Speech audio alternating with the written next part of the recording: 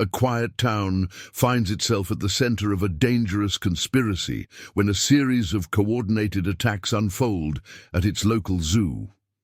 What begins as an apparent accident, two escaped predators causing panic, quickly reveals itself to be something far more calculated.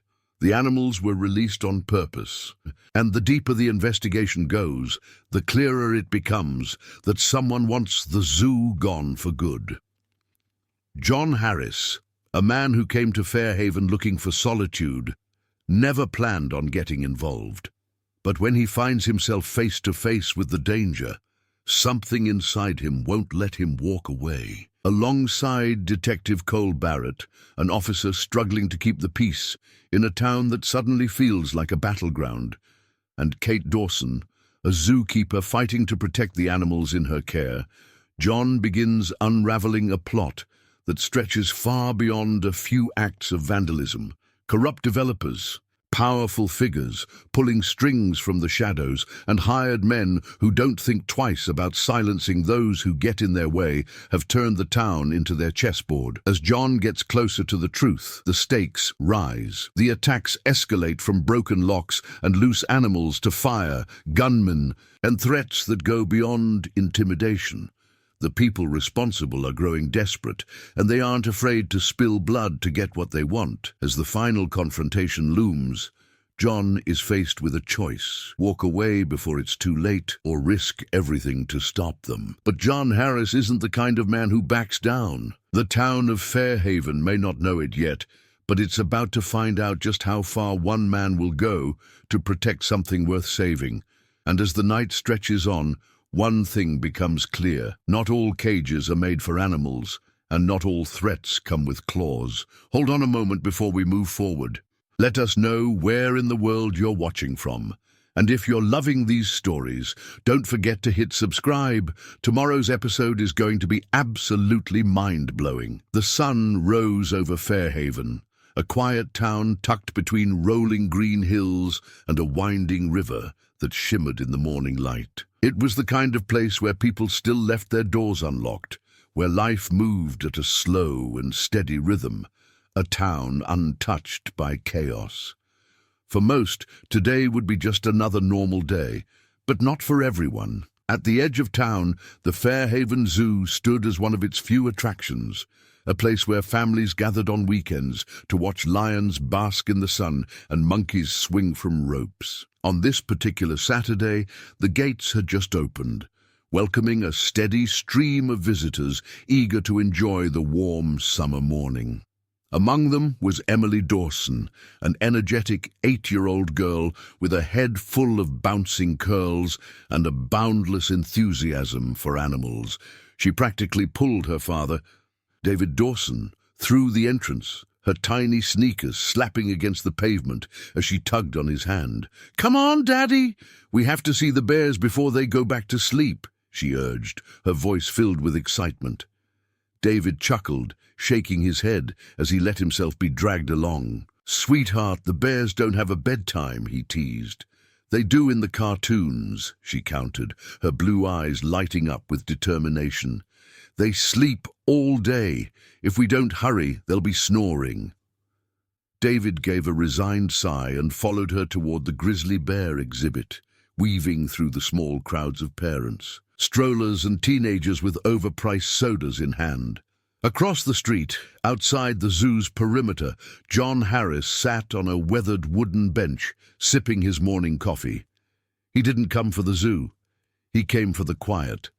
The park just outside the zoo entrance had become his refuge over the past few years.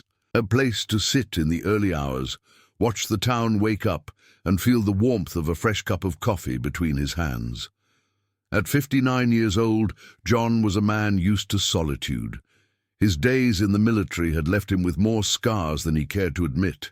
Some visible, others buried deep where no one could see. He wasn't much for conversation anymore, and he certainly wasn't one for crowds. He preferred to watch from a distance, and so he sat, gazing absently at the families hurrying inside, their laughter carrying on the breeze. A part of him envied their ease, their simplicity, A father and daughter rushed past him toward the gates, the little girl talking a mile a minute, her curly hair bouncing in the sunlight. John found himself smiling just for a second. Then he turned back to his coffee. It was just another morning, just another normal day, or so he thought. Inside the Fairhaven Zoo, the air was filled with the chatter of families and the occasional calls of exotic animals greeting the morning. Children ran ahead of their parents, pressing their faces against enclosures, pointing at the creatures inside with wide-eyed wonder.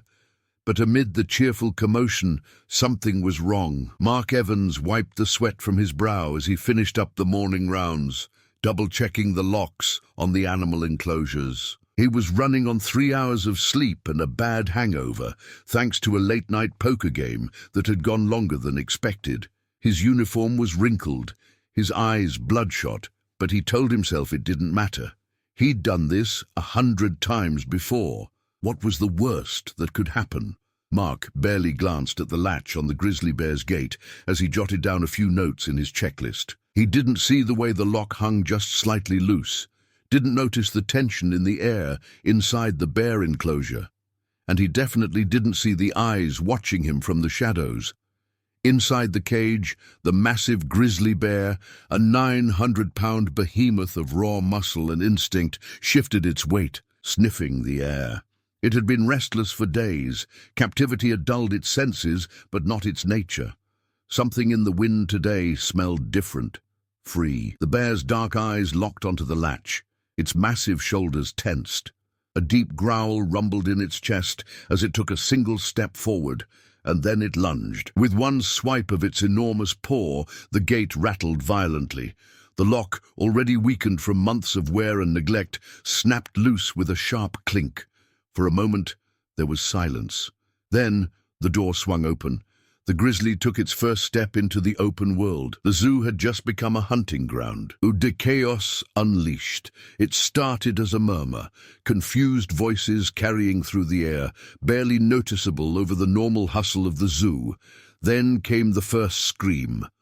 Visitors turned their heads, their relaxed conversations forgotten, as the sound spread like a wave, growing in urgency. Somewhere near the bear exhibit, a woman shrieked, clutching her child to her chest. Then another voice, and another. The crowd shifted, the easy pace of mourning turning into something jagged, erratic. People moved faster, their steps uncertain. And then, "Run!" The voice was raw with terror, and suddenly the zoo was a stampede. Parents grabbed their children. Hands tightened on strollers, feet pounded the pavement. Someone knocked over a food cart in their rush to flee, sending bags of popcorn and soda cans scattering across the ground. A teenage girl tripped over a bench and hit the ground hard, gasping as the crowd surged past her. Security officers shouted into their radios, their voices lost in the chaos. "We have a breach! The grizzly! Oh, God, it's loose!" In the middle of the madness, Emily Dawson stood frozen. She hadn't run. She hadn't moved at all. Her small body trembled as she stared at the bear, now fully outside of its enclosure, its powerful shoulders rippling with every slow step forward. She was too young to understand the weight of her own fear, too small to comprehend the sheer size of the beast in front of her. Emily had spent her entire life watching animals on TV, listening to her teachers tell her that bears weren't scary unless you made them angry. She wasn't doing anything, so why was it looking at her? The bear lifted its nose, sniffing the air, locking onto her scent. And then it charged. A soldier's reflexes. John Harris heard the screams before he saw the chaos. From his park bench, the morning had been peaceful just moments ago, a warm cup of coffee, a slight breeze, the simple rhythm of a quiet town. Now, panic. The flood of people rushing toward the zoo's exit told him something was very, very wrong. Then he saw it. The bear. 900 pounds of fury and instinct, moving like a freight train through the zoo, and the little girl alone. John didn't hesitate. His body reacted before his mind could catch up, launching him off the bench in one powerful motion. His coffee cup hit the ground and shattered. His instincts took over.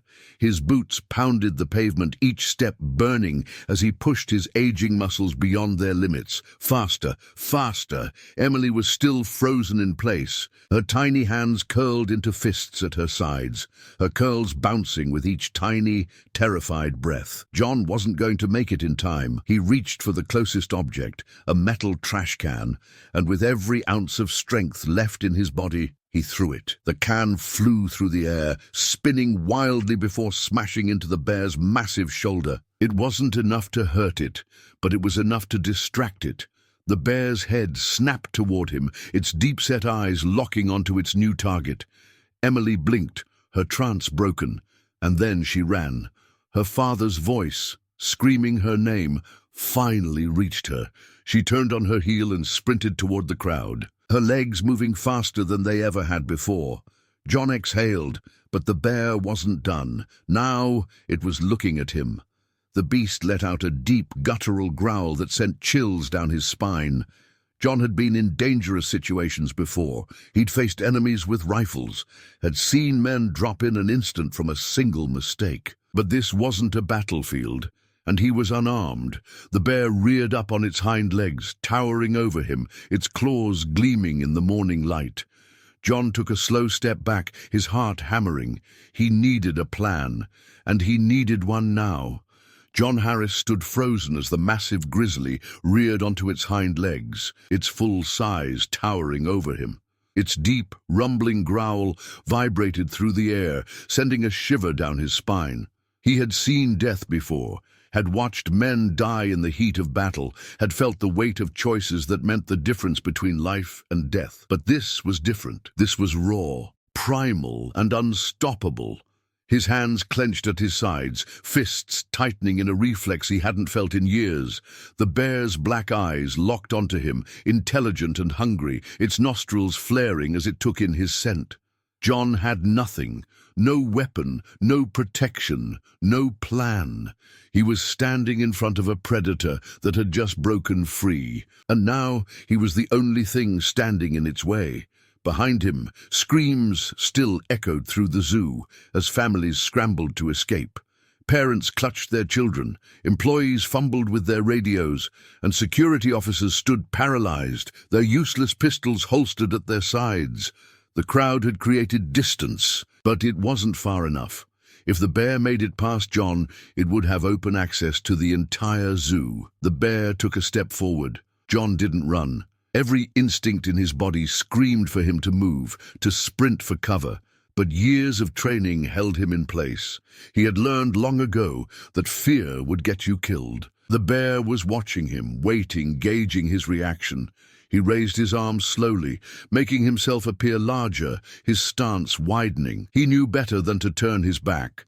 The second he ran, he was prey. The bear's ears flicked forward. It hesitated. John took the moment to step backward, his boots crunching against the pavement. His mind raced.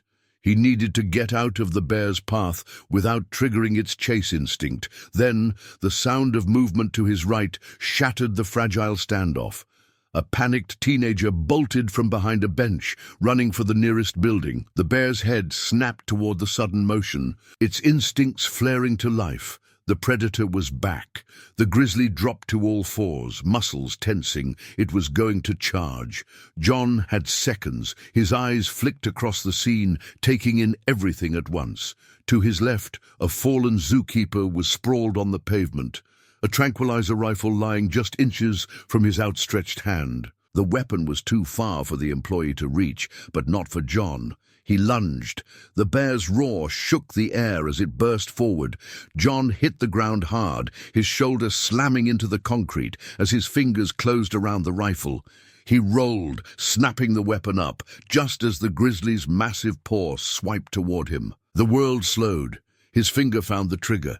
The bear's claws sliced through the air. John fired. The dart embedded deep into the grizzly's side, sinking into thick muscle. But the bear didn't stop. It reared back, roaring in pain, its fury red-hot. The tranquilizer wouldn't work fast enough. John scrambled backward as the bear lashed out, its claws raking across the pavement inches from his leg. The air filled with the metallic scent of blood, and he realized it wasn't his. A security guard, foolish enough to step in, had taken the hit instead.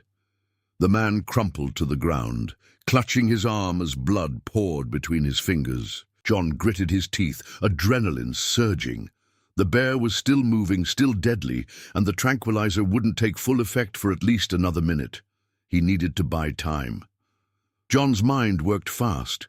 He spotted a metal supply cart tipped over near the gift shop, wheels spinning from where someone had knocked it down in the panic. It wasn't much, but it would have to do. John sprang to his feet, rushing for the cart. He gripped the handle and shoved with all his strength, sending it rolling directly into the bear's path. The grizzly snarled, momentarily distracted as the cart clattered against its legs. It wasn't enough to stop it, but it was enough to slow it. John turned on his heel and ran. He wasn't running away, he was leading it. His boots pounded against the pavement as he sprinted toward the maintenance shed near the back of the zoo, a reinforced steel structure meant for storage. He needed to lure the bear somewhere enclosed, somewhere it could be contained. Behind him, the bear's heavy footsteps shook the ground, claws scraping against stone as it followed. The tranquilizer was working, but not fast enough. John pushed harder, his lungs burning. The door to the shed loomed ahead, just a few yards away. Then something slammed into his back. The world flipped. John hit the pavement hard, the air ripping from his lungs. His head snapped against the ground, pain exploding through his skull. The bear had swiped at him mid-run, clipping his shoulder with just enough force to send him sprawling. John gasped, his vision blurring. He tasted blood in his mouth. The bear loomed over him. His muscles refused to move, his body frozen from the impact. The grizzly exhaled, hot breath washing over him as it lowered its head. John knew he had seconds left. His fingers searched blindly across the ground, grasping for anything, and then a sound cut through the air. Cut through. Loud, sharp, echoing, the crack of a rifle. The bear shuddered. John forced his vision to focus. Standing near the zoo entrance, framed by the morning light, was a police officer. The man's rifle was still raised, the barrel smoking. John's breath caught. He recognized that stance, that aim, that level of precision. Whoever this cop was, he knew how to shoot. The bear let out a ragged snarl, its legs finally buckling as the sedatives in its bloodstream reached critical mass. And then the beast collapsed. The zoo fell silent. John exhaled slowly, his body trembling. The nightmare was over. He felt hands on him, lifting him, voices shouting orders. His vision swam, but he forced himself to focus. Emily. His eyes darted across the zoo, searching, and then he saw her. She was safe, wrapped in her father's arms, sobbing into his chest, but alive. Relief crashed over John like a tidal wave. He let his head fall back, the sky spinning above him. "Sir," a voice said, "can you stand?" John turned his head, his gaze landing on the police officer who had fired the final shot. The man had sharp features, an air of authority about him.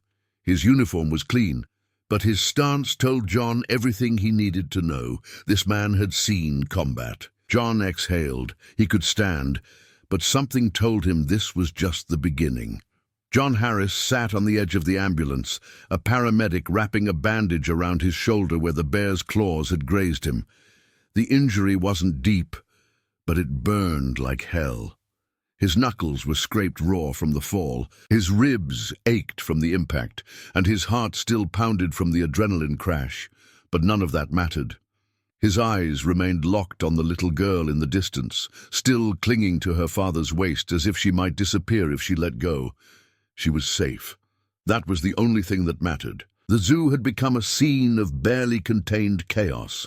Police officers moved in controlled bursts, securing the area, directing the frightened crowd, and taping off the grizzly's enclosure. Zookeepers hovered around the sedated bear, their hands shaking as they confirmed it was still breathing. Parents huddled their children close, whispering reassurances they barely believed themselves. John noticed how many people were staring at him. The ones who had seen what he did. the ones who had watched him throw himself into the bear's path without a second thought. He wasn't used to being noticed, and he sure as hell wasn't used to being the center of attention. A shadow fell over him. "You okay?" John looked up, squinting against the midday sun. The cop who had fired the shot stood in front of him, his expression unreadable. He was tall, mid-40s, with close-cropped brown hair just starting to show signs of grey. His uniform was neatly pressed, his badge polished, but it was the way he carried himself that caught John's attention. He wasn't just a cop, he was someone who had been in the thick of it before. John recognized the stance, the awareness in his eyes, the way he hadn't hesitated when it came time to act. John wiped the blood from his bottom lip with the back of his hand. "I'll live." The cop studied him for a beat, then extended a hand. "Detective Cole Barrett, Fairhaven PD." John hesitated, then shook it. Barrett's grip was firm, steady. "You're ex-military," Barrett said, not a question. John met his gaze. "Yeah. Where?" John hesitated again. It had been a long time since he'd talked about it, and he didn't particularly like the memories. "Army," he said finally. "Ranger." Barrett nodded as if he had already guessed as much. "I was a Marine," he said. "Served in Iraq before I came home and put on the badge." That made sense. The precision, the calm, the ability to process danger without letting fear take over. Barrett crossed his arms. "You know, my men are trained for emergency situations, but what you did back there, most people wouldn't have reacted like that." John gave a one-shouldered shrug, wincing as the bandages pulled at his skin. "Didn't think about it," he said simply. "Just acted." "That's what I figured." Barrett exhaled, watching the last of the zookeepers load the tranquilized bear into a transport cage. The zoo director's gonna have a lot to answer for. A bear doesn't just walk out of its enclosure without some serious negligence. John followed his gaze. Lock was busted before the bear even touched it. Barrett's brow furrowed. "You saw it?" John nodded. "Right before everything went to hell. That lock wasn't secure. Somebody didn't do their job." Barrett muttered a curse under his breath. "Then this isn't just an accident." John didn't reply. He had spent his life assessing situations, spotting the smallest details that could mean the difference between life and death. Something about this didn't sit right. Barrett turned back to him. "You mind sticking around a little longer? I want to get your official statement. And frankly, I could use another set of eyes on this." John studied him for a moment. He hadn't planned on getting involved. He had spent the last few years keeping his head down, staying out of things that weren't his problem. But this wasn't just a simple accident. And besides, he had already thrown himself in the middle of it. "Yeah," John said finally, "I'll stick around."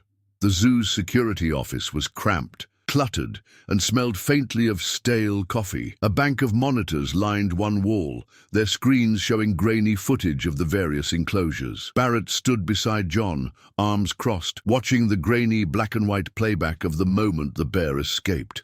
The footage wasn't great. The camera angle barely caught the enclosure's gate in the corner of the frame. But it was enough. John pointed at the screen. "There." Barrett leaned in. The timestamp showed just before the zoo opened. A shadowed figure approached the bear's gate. The footage was too blurry to make out details, but one thing was clear. The person wasn't a zookeeper. A few moments later, the figure walked away. The lock on the enclosure hung loose, and then, 20 minutes later, the bear pushed it open. Barrett exhaled sharply. "Well, shit." John glanced at him. "You recognizing that guy?" Barrett's jaw tightened. "Can't say for sure, but I have a feeling." John studied him. "You think this was intentional?" Barrett didn't answer right away. He rubbed a hand down his face, his fingers pressing into his temples. "This isn't the first time we've had trouble at the zoo," he admitted finally. "There have been reports of vandalism, locks tampered with, animals let out of their enclosures, but always small ones, nothing dangerous. This is the first time something like this has happened." John frowned. "Some kind of animal rights group?" Barrett shook his head. "No, this isn't protesters. Protesters want attention. They want their message heard. This, he gestured at the screen, this is something else. John crossed his arms. So what's the angle? Barrett sighed. That's what I need to find out. John leaned against the desk, considering. He had planned to go home after giving his statement, get back to his quiet life. But that gnawing feeling in his gut wouldn't go away. He knew what it meant. It meant there was more to this, and he wasn't the kind of man to walk away when something didn't add up. Barrett must have seen the look on his face, because he smirked slightly. You're not the type to leave things alone, are you? John snorted. No, I guess I'm not. Barrett nodded. Good, because I could use someone who sees things the way you do. John studied him for a moment. Then finally, he gave a small nod. Looks like he wasn't done with this town just yet. John Harris had seen his fair share of trouble in the world, but nothing about this sat right with him. A loose lock, a grizzly bear on the loose, and a shadowy figure caught on grainy security footage.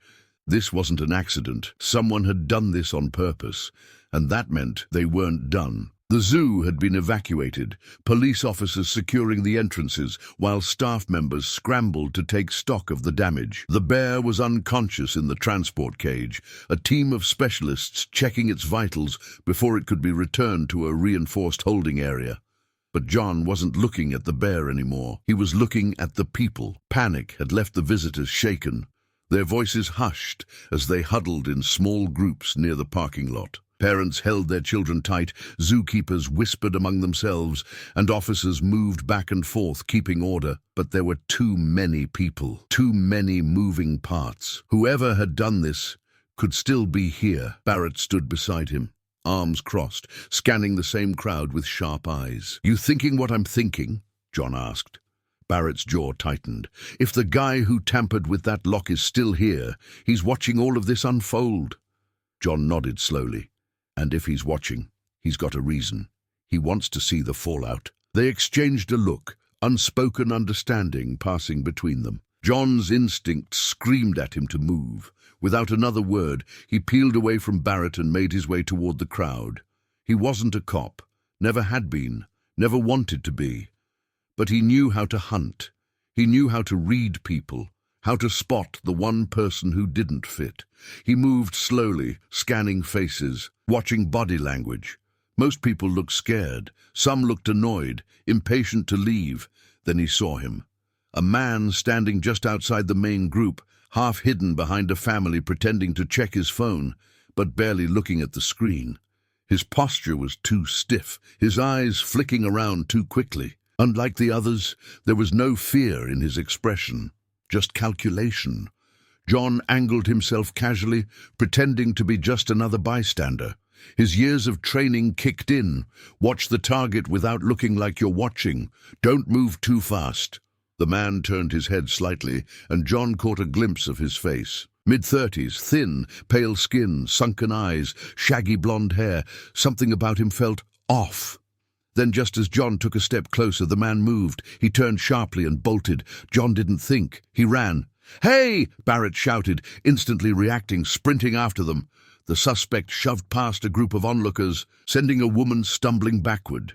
He darted between parked cars, his sneakers slamming against the pavement as he raced toward the exit. John pushed harder, ignoring the pain in his ribs, his body remembering the feeling of a chase all too well. His boots hit the ground in long, measured strides, gaining on the man with every step.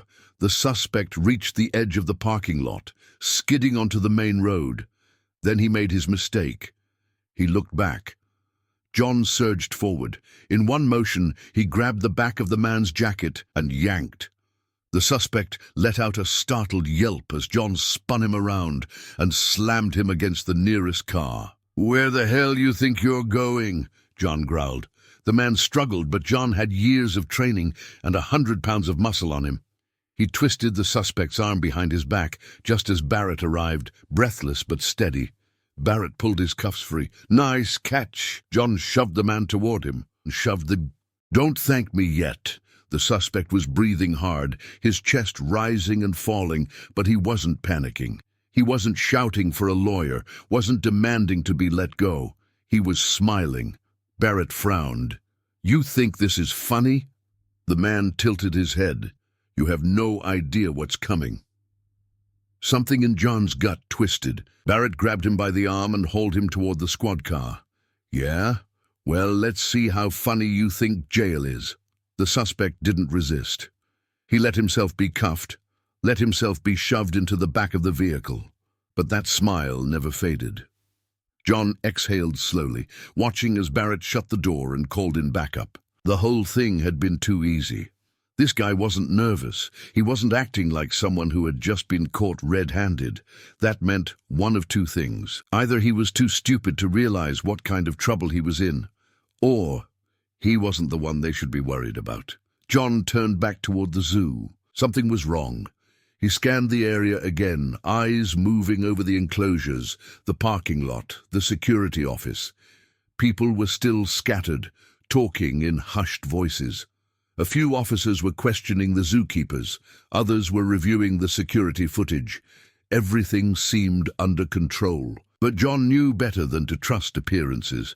He walked over to one of the employees, a young woman in a Fairhaven zoo polo shirt, who had been standing near the entrance, rubbing her arms. "You work here?" he asked. She looked up, startled. Yeah, I'm Megan." John nodded toward the transport cage. "That bear, was he the only one in that enclosure?" She blinked, confused by the question. Yeah, he's the only grizzly we have. Why?" John's stomach turned to stone. The only one. So then why? A sound cut through the air, a loud, piercing cry of alarm. Not from a human, from an animal. John's head snapped toward the far side of the zoo, and that's when he saw it. A second enclosure, a second broken lock, and this time it wasn't a bear. It was a lion. A fully grown male, golden mane shimmering in the afternoon sun, standing at the edge of its now open cage. John barely had time to react before the lion leapt over the low barrier and disappeared into the trees. The zoo wasn't safe yet, not even close. Barrett cursed. "Tell me that didn't just happen." John clenched his jaw. "We've got a bigger problem." Barrett grabbed his radio, barking orders. "We've got another breach. Lion is loose. I repeat, lion is loose in the zoo. Lock this place down now." The officers around them snapped into action, the controlled chaos of the first escape now surging into a full-blown crisis. But John wasn't thinking about the officers. He was thinking about the families still inside, the parents, the children, and one little girl in particular. His eyes darted through the panicked crowd, searching for the bouncing curls he had seen earlier. Emily, she was still here, and now she was in danger all over again. John took a breath. His body ached, his muscles were screaming, but he pushed it all aside. Because if no one else was going to stop this, he would. Again. John Harris moved before his mind had fully processed what he was seeing. The lion's massive form disappeared into the dense tree line that bordered the zoo's walking paths, its golden mane catching the last slivers of sunlight before it was swallowed by the shadows. The moment felt surreal, time slowing, instincts flaring. But there was no time to think. Barrett was already shouting into his radio. His voice sharp. "All units, lock down the zoo now. We have a second loose animal, adult male lion.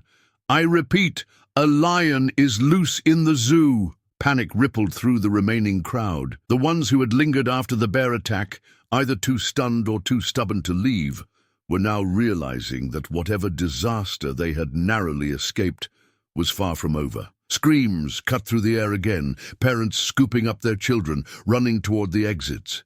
John didn't look at them. His eyes were locked on the thick patch of trees where the lion had disappeared. He scanned the ground, tracking instinct kicking in, looking for movement, for a rustle in the undergrowth, for the telltale flicker of golden fur in the fading light. Then his stomach clenched. Emily. He had seen her father carrying her toward the parking lot earlier, but had they made it out in time? John turned sharply, his eyes sweeping over the zoo entrance.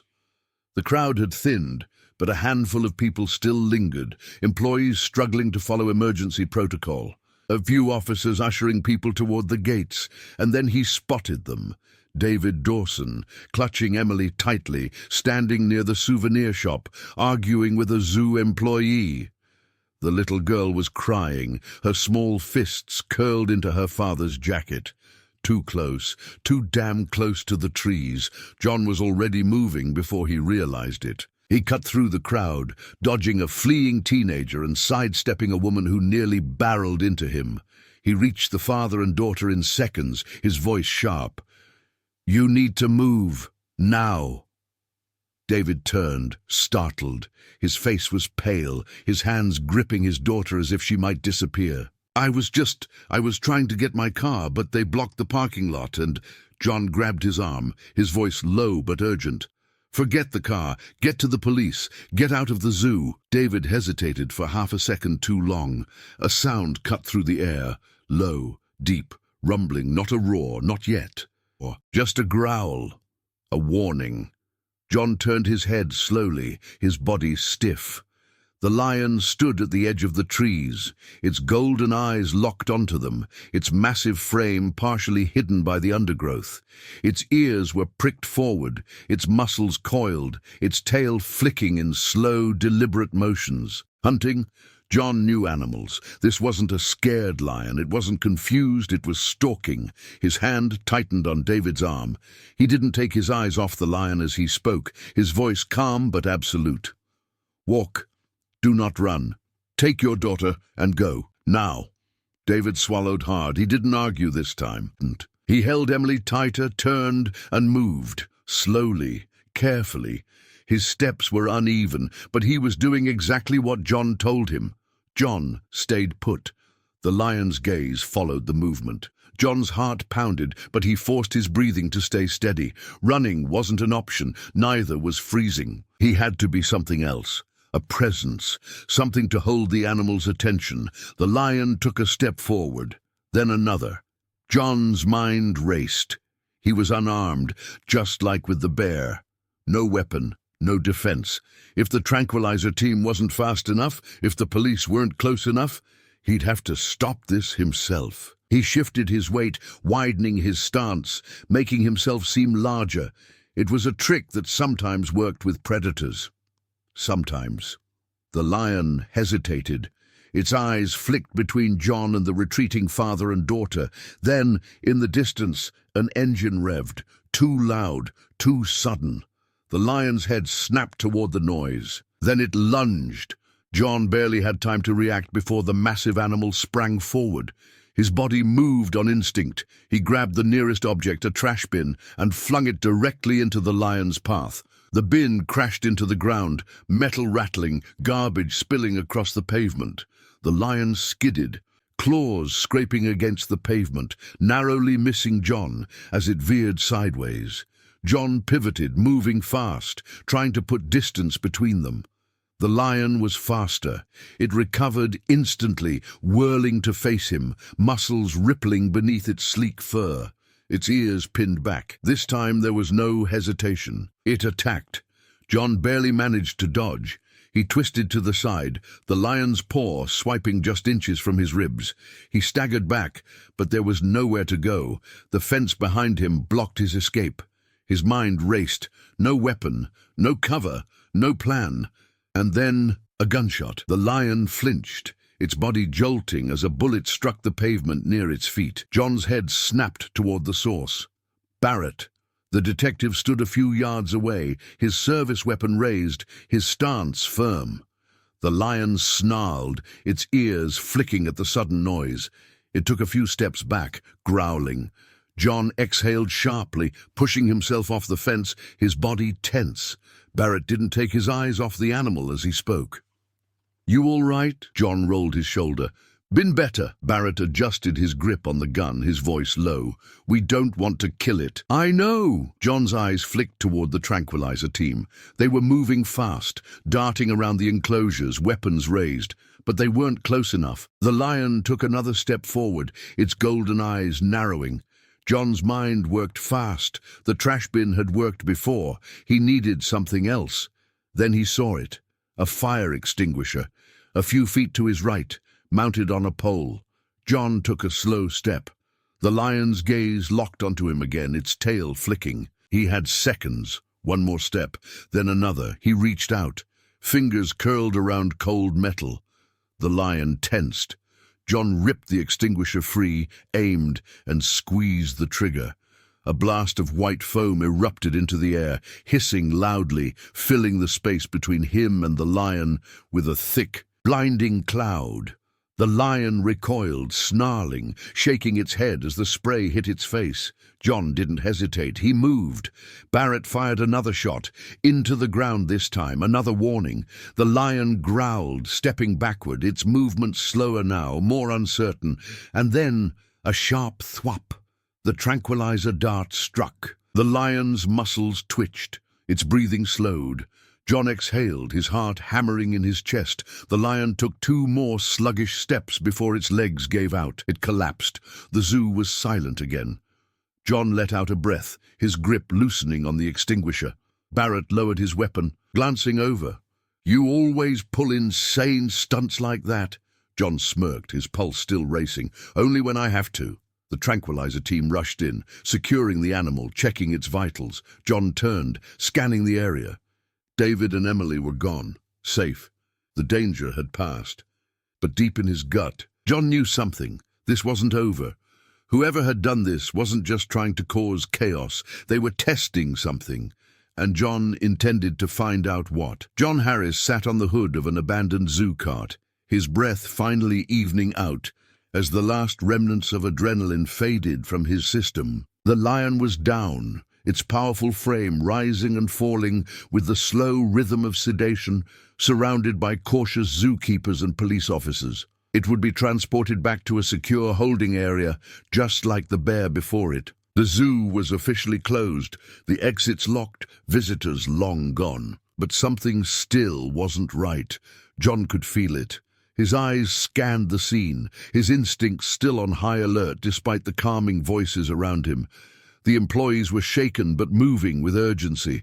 The officers were debriefing, their radios chattering in bursts of static and clipped commands. The tranquilizer team finished loading the lion onto a transport truck, the tension in the air slowly diffusing. It should have felt like victory. Instead, it felt like a warning. Barrett was standing a few feet away, speaking into his radio, his face unreadable as he relayed updates to the dispatch center. When he finally clicked it off, he exhaled and turned toward John. "We got lucky," he muttered. John scoffed, rubbing the ache in his shoulder. "I don't believe in luck." Barrett nodded like he expected that answer. He stepped closer, lowering his voice. "This wasn't random. The first time, maybe. A faulty lock. Sloppy work, bad luck, but 2 enclosures. That's deliberate." John kept his gaze on the lion, watching its slow, drugged breathing. "The guy I chased down," he said. He was watching the crowd, not the animals. He wasn't surprised when the bear got out. He was waiting for it. Barrett's jaw tightened. That's what I was afraid of." He let out a frustrated breath and ran a hand through his hair. "We've had incidents at the zoo before. Vandalism, a few break-ins, but nothing this calculated." John's thoughts drifted back to the blurry security footage, the shadowy figure unlocking the bear's gate before disappearing into the trees. "Who owns this place?" he asked. Barrett frowned. "The zoo?" John nodded. Barrett glanced around, lowering his voice. "Technically, it's a city-run facility, funded by local and state grants, private donors. There's a board of directors, but day-to-day operations fall under the zoo director, a guy named Paul Redman." John studied Barrett's face. "You don't like him?" "I don't trust him." Barrett sighed, glancing toward the main office. "He's been running the place for years, but it's no secret he's been struggling to keep it funded. There's been talk of budget cuts, shutting the place down, maybe selling the land." John narrowed his eyes. "Selling it to who?" Barrett hesitated. John pressed. "If the zoo disappears, someone profits. Who?" Barrett let out a slow breath. "A development group. Out-of-town investors looking to turn this area into something bigger. Shopping centers, high-end condos, the usual. The land's worth a fortune. But as long as the zoo stands, it's off limits." John's mind pieced it together. "So someone makes sure the zoo doesn't stand." Barrett nodded grimly. "Exactly." John exhaled, his gut tightening. This wasn't just about animals getting loose. It was about money, control. Someone wanted the zoo gone, and they weren't above using chaos to make it happen. Barrett straightened. I need to talk to Redman, get his take. He might be a terrible administrator, but I don't think he'd sabotage his own zoo. He glanced at John. You up for sitting in on this? John smirked. I think I've already got my hands dirty. Might as well see it through. They made their way to the zoo's administrative offices, a small brick building near the back of the property. A handful of employees were already gathered outside, their faces pale, their hands gripping coffee cups like lifelines. The tension was palpable. Inside, the air was stale with stress and old paperwork. Paul Redman sat behind his cluttered desk, his tie loosened, sweat forming at his temples. He looked like a man who had just survived a firing squad, and in a way, he had. Barrett didn't waste time. Mr. Redman, we need answers. 2 animals escaped today. That's not an accident. Redman swallowed, adjusting his glasses.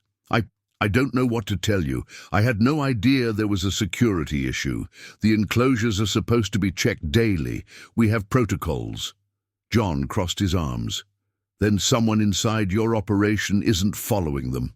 Redman hesitated, glancing toward the window as if searching for an escape. Barrett leaned forward. Paul, I need you to be honest with me. Have you received any threats? Has anyone approached you about selling this place? Redman wiped his forehead. Yes. There have been offers. John felt his pulse tick up. Redman continued, his voice shaky. A few months ago, I started getting messages, emails, someone telling me that the zoo wasn't sustainable, that it was a waste of city money. Then the break-ins started. Someone vandalized the reptile house, cut power to the bird enclosures. I reported it, but nothing ever came of it. Barrett cursed under his breath. Why didn't you say anything? Redman laughed bitterly. Say what? That I'm in charge of a sinking ship? That I'm failing to keep this place running? You think City Hall wants to hear that? They're already looking for an excuse to pull the plug. John watched him carefully. The guy was scared. Whether it was fear of failure or something worse, John couldn't tell. But he was holding something back. John stepped forward. Who approached you? Redman hesitated. Barrett's voice was sharp. Paul. Redman exhaled. There's a company, Martech Development, out of Chicago. They've been pushing for this land for over a year. They want to build a shopping center and a luxury apartment complex. They've already secured property nearby, but the zoo is in the way. They've sent reps to city meetings, pushing for rezoning. They've donated to political campaigns, greased the right wheels. John's gut tightened. And you think they're behind this? Redman swallowed. I don't know. But I do know that ever since I refused to negotiate, the problems have gotten worse. Barrett's expression darkened. We need to find out who's pulling the strings. John nodded. And fast. Because if this was a test run, whoever did this isn't done. Before Redman could respond, Barrett's radio crackled. Detective, we've got something. A witness near the west parking lot saw a man messing with one of the gates before the lion got out. We're pulling footage now. Barrett straightened. On our way. John glanced at Redman. Stay put. Lock the doors. Redman nodded, looking more exhausted than ever. John and Barrett stepped outside. The cool evening air a stark contrast to the heat still burning in John's chest. Barrett's jaw was clenched. This is bigger than I thought. John adjusted his cap, his mind racing. So what's the next move? Barrett exhaled. We track down the guy who did this, and then we find out who sent him. John nodded slowly. And when we do, Barrett's eyes darkened. We shut it down. John glanced back at the zoo, now eerily quiet in the fading light. This wasn't over. Not even close. John Harris followed Barrett through the dimly lit corridors of the security office, the air thick with the smell of stale coffee and stress. The room was cluttered with overstuffed file cabinets, a cheap metal desk, and a wall lined with grainy security monitors. The zoo's control center, if you could even call it that, was woefully outdated, a relic of an era when crime was an afterthought in a quiet town like Fairhaven. A uniformed officer was already reviewing the newly retrieved security footage on the central monitor. The image flickered, showing a timestamp from just before the lion's escape. "There," the officer muttered, pointing to a shadowy figure near the west enclosure. John stepped closer, his eyes narrowing as the figure moved along the fence, crouching low, avoiding the camera's main angles. It was the same silhouette from the bear's enclosure footage, same lean frame, same cautious movements. The person knew the cameras were there, knew exactly how to avoid them. "Pause it," Barrett ordered. The officer froze the frame just as the suspect turned slightly, catching the light from a nearby street lamp. The resolution was garbage, but it was enough. John clenched his jaw. The guy from the parking lot. The one who had smiled when they caught him. Barrett muttered a curse under his breath. "Son of a bitch!" John exhaled slowly. "So he wasn't just watching. He was working." Barrett nodded. "And the fact that he let us catch him? That means he's just a small piece of the puzzle. He wasn't worried because he knew someone else was pulling the strings." John's gut twisted. He had spent his career recognizing when things didn't add up, when there were too many missing pieces to make sense of the picture. This whole situation screamed setup. The uniformed officer cleared his throat. "You want me to bring him in for questioning again?" Barrett didn't answer immediately. He looked at John instead. "What do you think?"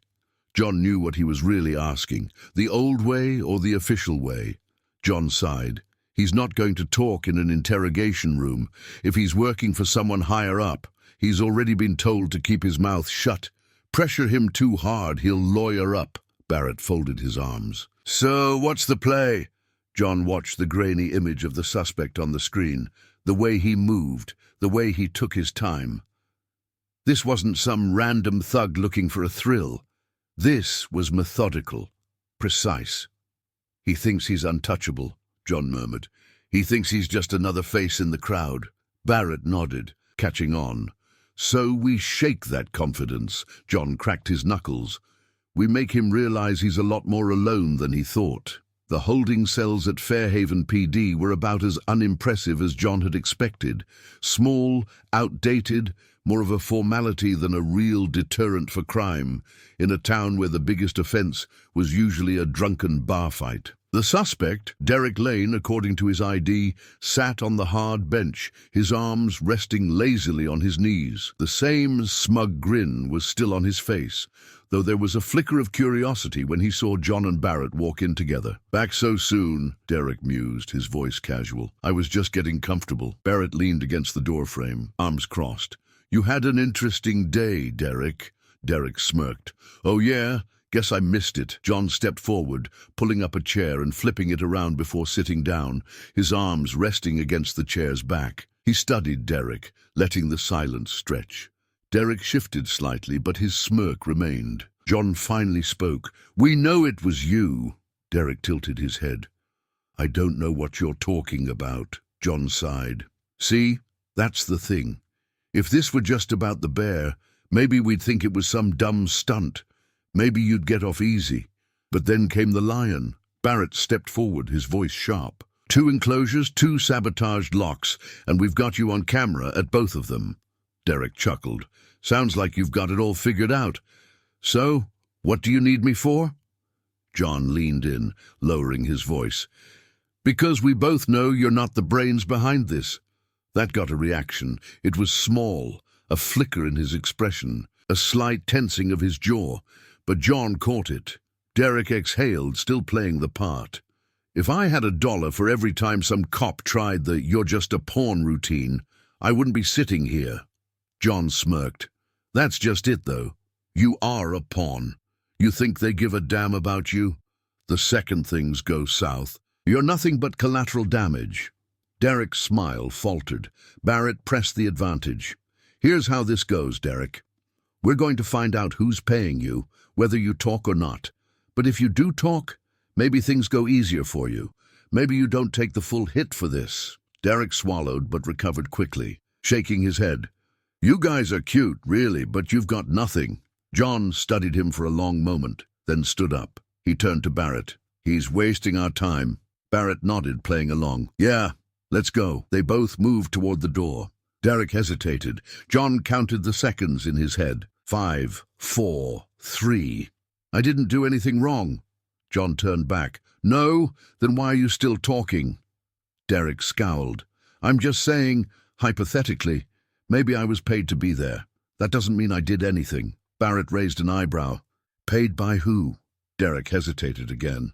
John gave him a slow nod. "You can either tell us now, or watch the guys who paid you walk free while you take the fall." Derek licked his lips. He was starting to crack, but he wasn't there yet. Then, after a long pause, he exhaled sharply. "There's a guy," he muttered. "Middleman. Name's Carson Holt. He's the one handing out the jobs. I don't know who's above him, but he's been sniffing around town for months." John exchanged a look with Barrett. Barrett nodded. "Where do we find him?" Derek leaned back, his eyes darting to the ceiling, as if debating whether or not to dig himself in deeper. Finally, he sighed. "There's a bar. Hunter's Ridge, outside of town, past the industrial park. He's got connections there." John nodded, stepping back. "See?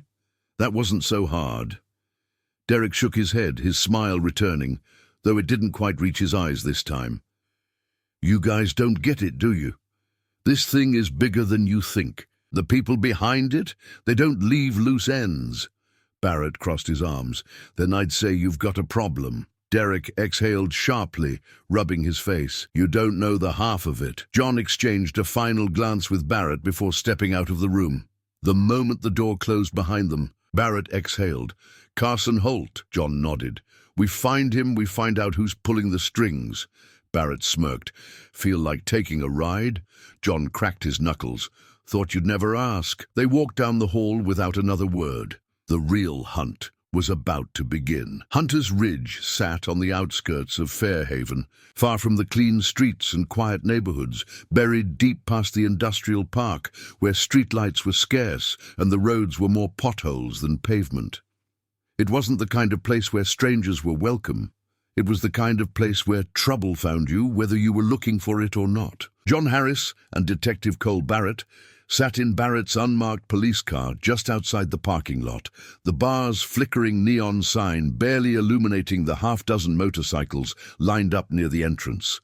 The parking lot was full of battered pickups, a few blacked-out sedans, and one SUV with tinted windows that made John's gut tighten. "That's a cartel vehicle," Barrett muttered, his fingers tapping the steering wheel. John nodded. "And that means our guy isn't just some low-level errand boy. If Holt's in there meeting with cartel players, this goes way beyond chasing out a failing zoo." Barrett exhaled, staring at the bar. "You want to tell me what the hell kind of town I've been policing? Because I thought we had problems with budget cuts and drunks fighting over parking spots, not cartel-backed real estate takeovers?" John smirked. "Looks like your town's grown up." Barrett sighed. "Yeah. Well, I liked it better when we were small." He reached for his gun, checking the magazine before holstering it. "How do you want to play this?" John glanced at the entrance. Two guys stood near the door, both built like bouncers, though they weren't there to check IDs. They were there to make sure the wrong people didn't walk inside. "We're not cops," John said. Barrett shot him a look. "I am." John smirked. "Not tonight, you're not." Barrett rolled his eyes but nodded. "Fine.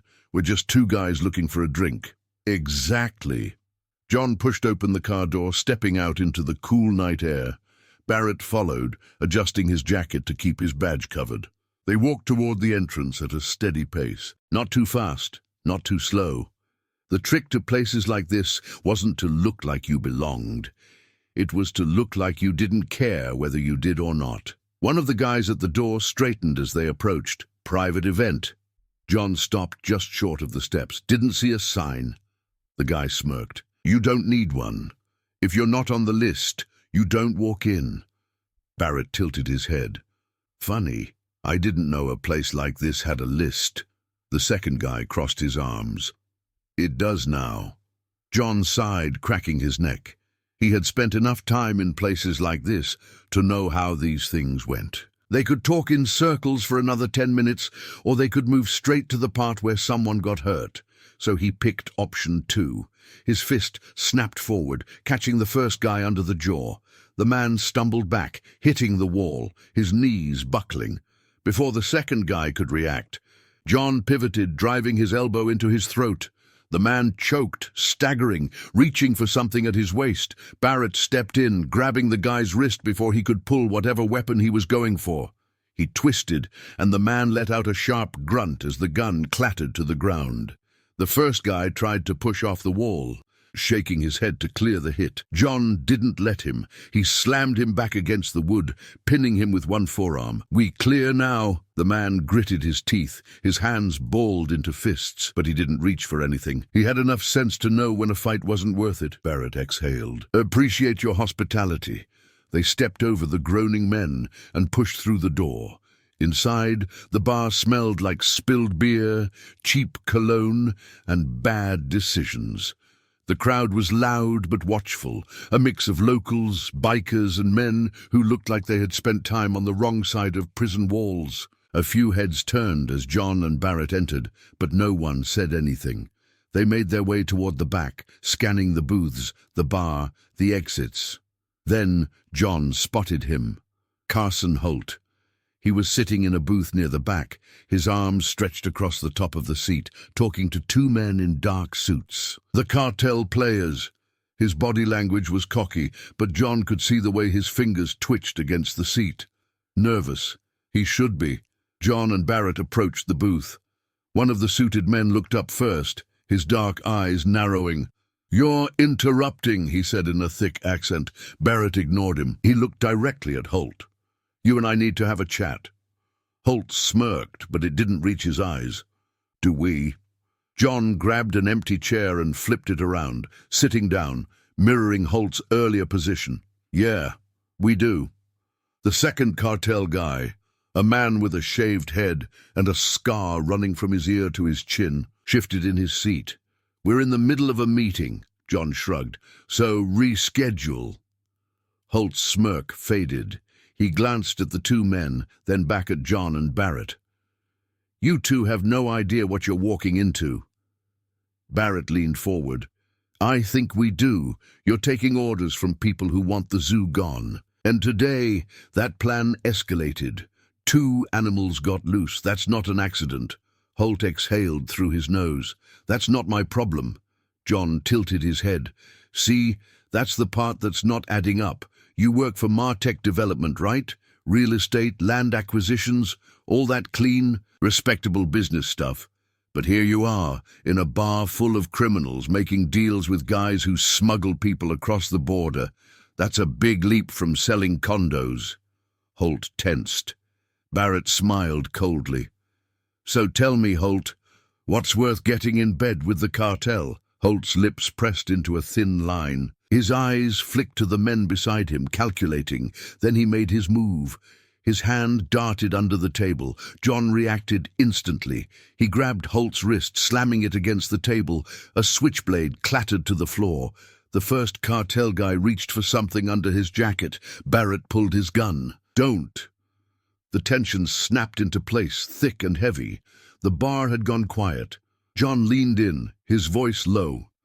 "Tell me what's going on, Holt, or I'll let my friend here take you in, and you can explain it to people who don't have patience for real estate deals gone bad." Holt swallowed hard. His eyes darted to the cartel guys again. He was trying to decide who scared him more. Finally, he exhaled sharply. Martech doesn't just want the zoo gone. They want the land cleared. Completely. No lawsuits, no protests. They needed people to be afraid to go near it. Barrett's grip on his gun tightened. "So they turned to the cartel," Holt nodded. "They're paying them to escalate, drive the fear up, make the city desperate to get rid of it." John's stomach turned. "And what happens next?" Holt hesitated. Then he muttered, "Next, they make sure something happens that shuts it down for good." Barrett's eyes darkened. "Something bigger than a couple of loose animals." Holt didn't answer. He didn't have to. John and Barrett exchanged a glance. The zoo wasn't just a target, it was a time bomb, and whoever was behind it was getting ready to light the fuse. John Harris could feel the weight of Holt's words pressing down on him. He had spent his life reading people, and Holt wasn't lying. Whatever was coming next wasn't just another broken lock or another animal let loose. It was something designed to end the zoo completely. The cartel men were watching, their expressions unreadable, their hands too close to their jackets. Barrett still had his gun out, but the tension in the bar was shifting. A few of the other patrons had started moving, subtly repositioning themselves, like they were waiting for an excuse to jump in. John glanced at Holt. "If you know what's coming, now's the time to say it." Holt swallowed hard, his hands clenching against the table. "I don't know the details," he admitted. "I was just a middleman, passed along the payments, made sure the right people got what they needed. But the last thing I heard, they're done playing around. No more slow burns. They want this over fast." John didn't like that answer. Define over fast. Holt hesitated, but the flicker of real fear in his eyes told John everything he needed to know. "If I had to guess, a fire, an explosion, something big enough to make sure the place never reopens." Barrett swore under his breath. "When?" Holt shook his head. "I don't know. Could be tomorrow. Could be tonight." That was all John needed to hear. He stood up fast, knocking his chair back, his muscles already coiling for action. "We need to go." Barrett backed up toward the door, his gun still raised. "Holt, you're coming with us." The cartel men didn't move, but their silence was heavy, dangerous. They weren't going to stop them now. Not here, but John knew they'd be watching. Holt looked between them and the cartel guys, his breathing shallow. He had just made himself a loose end, and loose ends didn't last long. John didn't wait for him to decide. He grabbed Holt by the collar and yanked him up. "Move!" They made it to the door, out into the cool night air, but John's instincts were already screaming. They were being watched. Barrett shoved Holt toward the car. "Get in! Now!" John scanned the parking lot. The SUV with the tinted windows was still there, but the engine was running now. A second later, the driver's door opened. John tensed. A man stepped out, dressed in dark jeans and a fitted jacket, his movements slow and deliberate. He wasn't just another thug.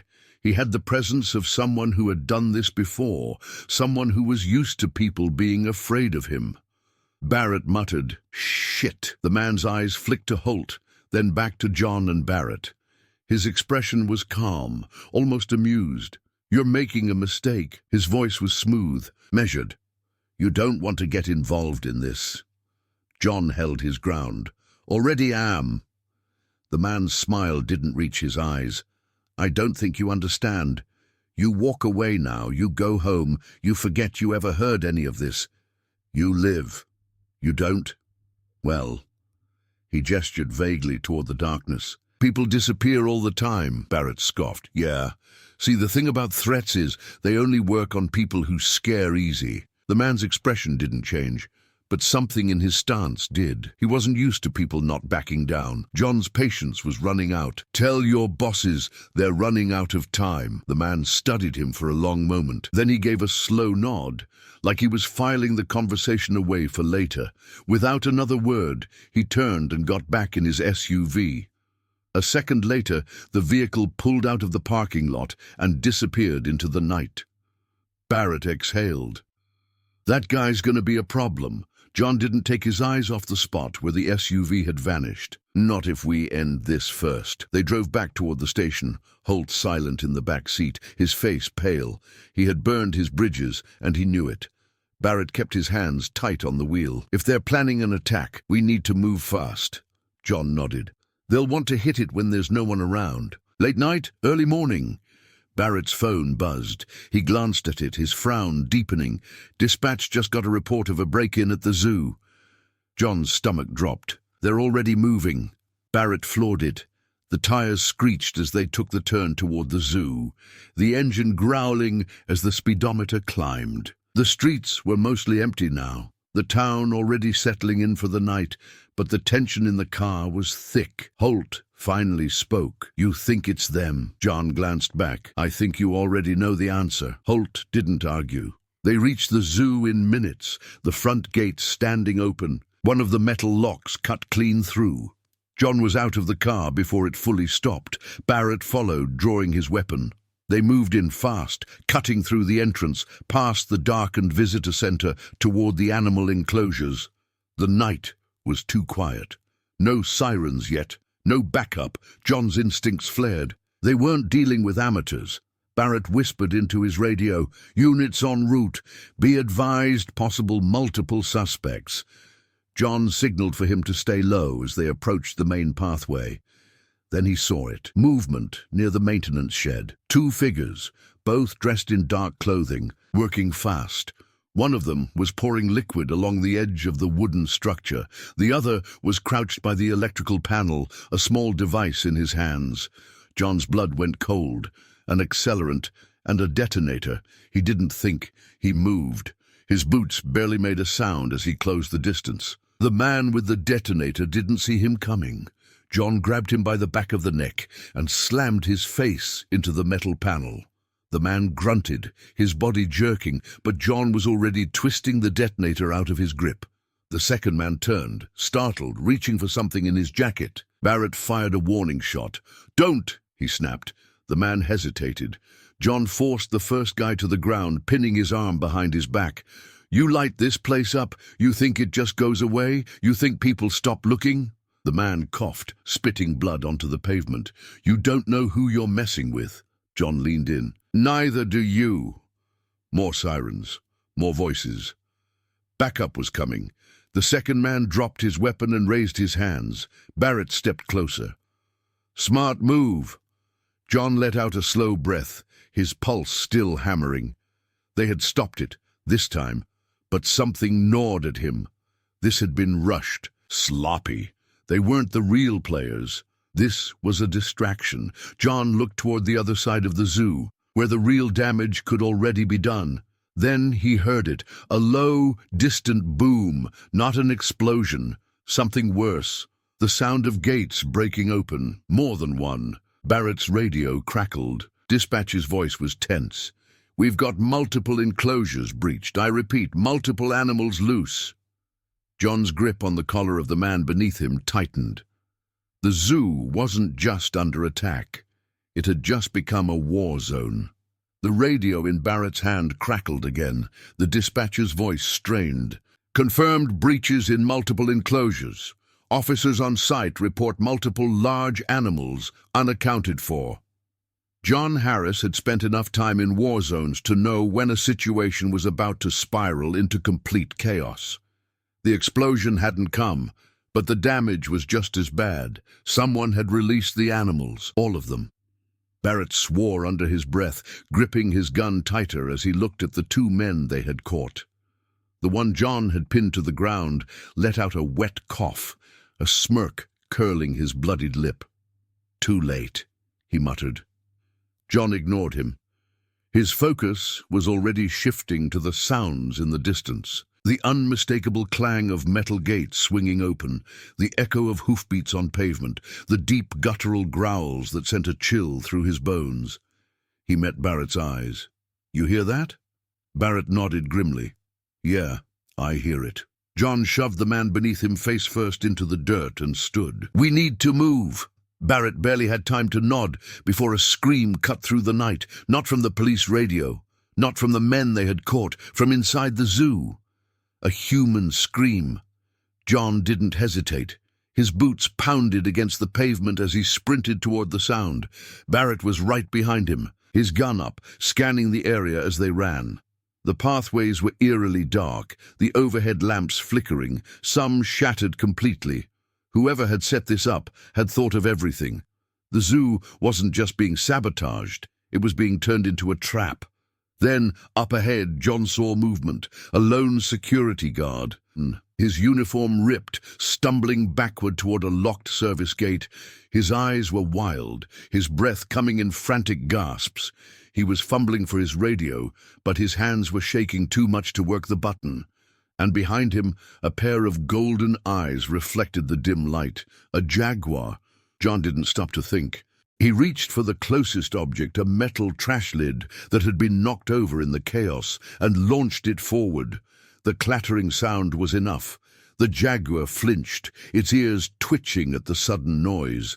John seized the opening, closing the distance fast.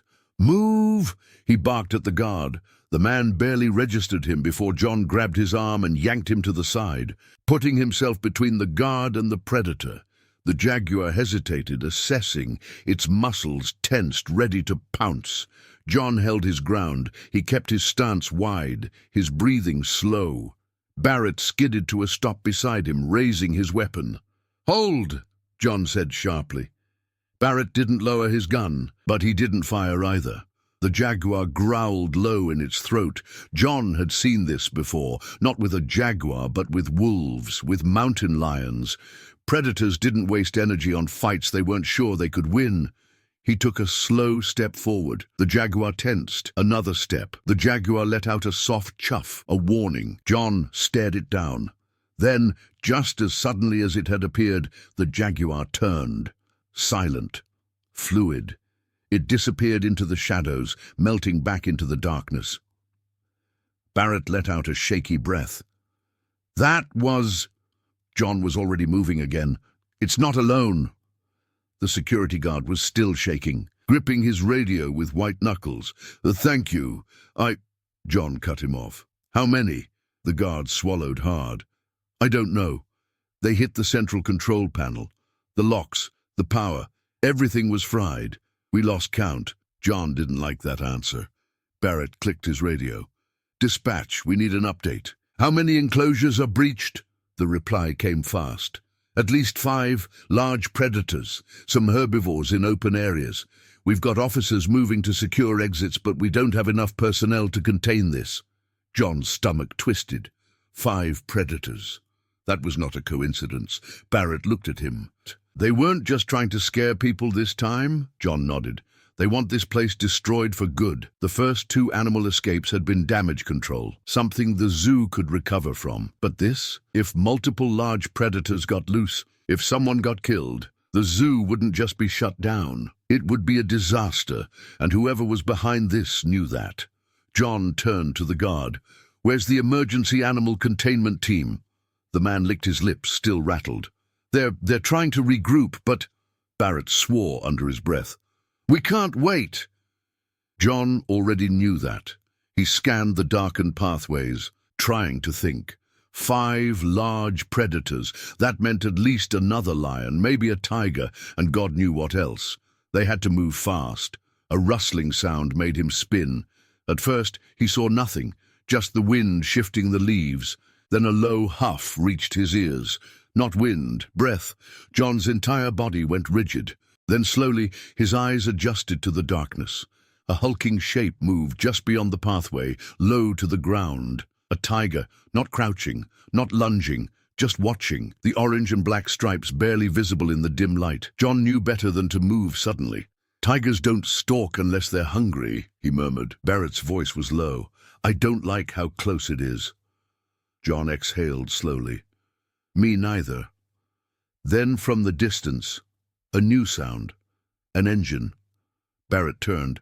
"That's—" Headlights cut through the darkness as a zoo jeep skidded onto the pathway, kicking up dust and gravel. A figure in a zoo uniform was at the wheel, shouting into a megaphone. The moment the tiger saw the jeep, it bolted. John let out a breath he hadn't realized he was holding. The jeep screeched to a stop beside them. The driver, a woman with dark hair pulled into a tight bun, glared down at them. "Are you two insane?" John didn't have time for the lecture. "Where's the containment team?" The woman, still breathing hard, wiped sweat from her forehead. "What's left of it? They're doing their best, but this wasn't a normal break. This was coordinated." Barrett shot John a look. "Told you." The woman exhaled. "We've got officers and staff trying to round up the smaller animals, but if we don't get the big ones contained soon—" "We know," John interrupted. "Where do you need us?" The woman hesitated. Then she gestured toward the north side of the zoo. "The second lion is still loose. We lost track of it near the safari section." John nodded. Barrett clicked his radio. "All units, we're heading to the north side." The woman gave him a sharp look. "You two aren't trained for this," John smirked. "Neither are the guys who did this."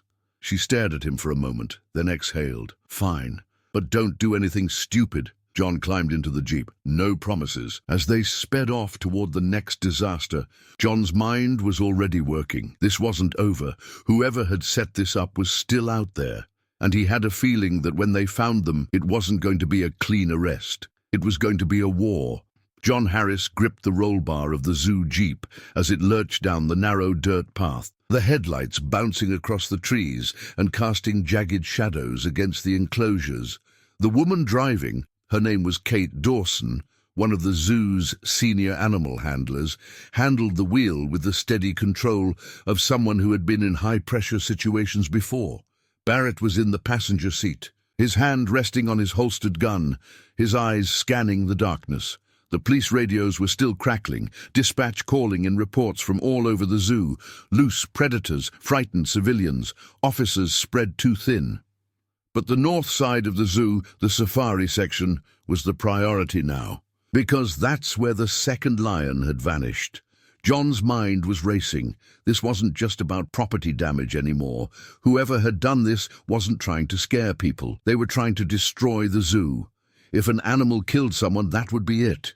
The board of directors would have no choice. The city would shut it down, sell the land, and whoever was behind this would win.